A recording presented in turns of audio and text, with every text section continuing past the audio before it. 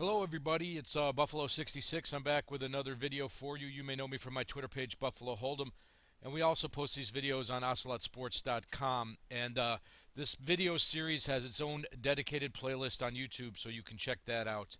Uh, I'm here with another in the betting video series. It's the first one of 2015. I've had some personal issues and some health problems. Haven't been able to do any in a while. It's our first one in about 8 months. But I wanted to talk today about bet sizing and more specifically something I call bet scaling. And we're going to talk about how making the size of your bet can be just as important as choosing what to bet on. And as I look at the sheet here, it says learning to correctly size your bet is just as important as choosing a wager. And bet sizing strategies range from basic to complex. And we're going to have a few examples. Flat betting is a very simple. If you're somebody who I like to bet $100 a game, that's a flat bet. You just bet the same amount. Very simple bet strategy.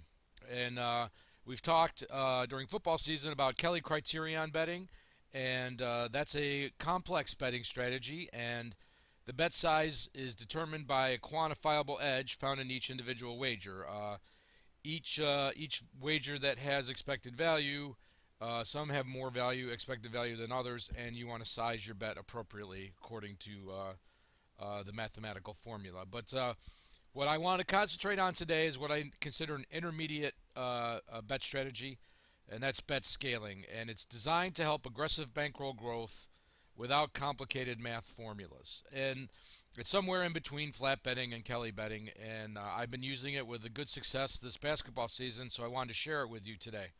And practicing bet scaling, you need to select a desired growth percentage. And in this example, we're going to use 10%. So we want our bets to grow our bankroll by 10%. Now, you can be more conservative and you can be more risky, but consider that a higher growth percentage also means a higher risk of ruin. So you'd be putting more of your bankroll in play when you bet. So 10%'s worked for me. So we're going to use that today.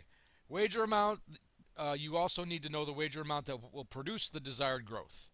So if you're laying odds minus 101 or heavier, you're actually going to be wagering more than 10% of your bankroll to get a 10% boost.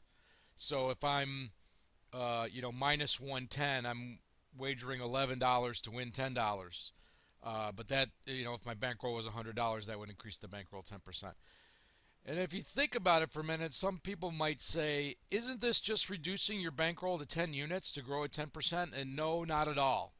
That's a point of confusion. If you lose a wager, your bankroll is reduced, but your subsequent bets will be smaller. You'll be 10% of your remaining bankroll on a future wager, or 10% growth. So you could lose several wagers in a row, and you will still have you'll have less bankroll, but you can still bet enough to grow your bankroll 10%.